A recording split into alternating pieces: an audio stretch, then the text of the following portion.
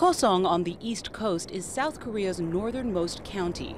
It's home to a community of North Koreans who arrived during the Korean War seeking temporary shelter, then found they could not return across the border when the county was split in two. Park KYUNG-SOOK was a baby when her family fled. Now she runs this restaurant, which specializes in food from her homeland. There are only a few hundred North Korean refugees left. They often say that they hope the Inter-Korean summit goes well so they can return to the fields and the creeks of their homeland before they die. A dream of reunification shared by others in this region. Further north, not far from the border, about 300 people live in the village of Myeongpari. They're mostly elderly because there are no longer the opportunities there once were for young people. It used to be a transit point for South Koreans traveling on special tours to Mount Kumgang in the north.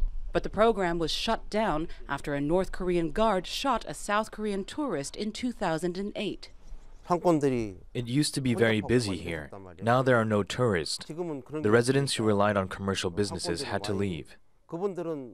Mayor Chung Sok-kwon hopes the leaders of the two Koreas will agree to restart the program so his village can once again welcome tourists passing through. Many people in this border village may want to see the resumption of tours into North Korea for South Korean visitors. But others argue there are ethical concerns about being a tourist in North Korea because at least some of the money spent ends up in the hands of the government, which is continuing to develop nuclear weapons and accused of human rights abuses against its own citizens. Those issues are unlikely to be solved with one summit. In the past, it's been easier to agree on gestures bringing Koreans together, such as tourism and reunions for members of separated families.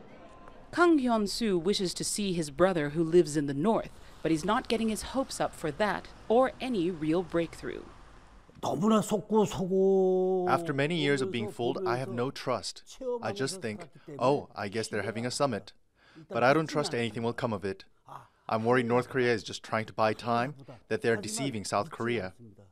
But if Kang does get his reunion, he may just find himself on a bus one day, crossing into the North Korean side of this divided county.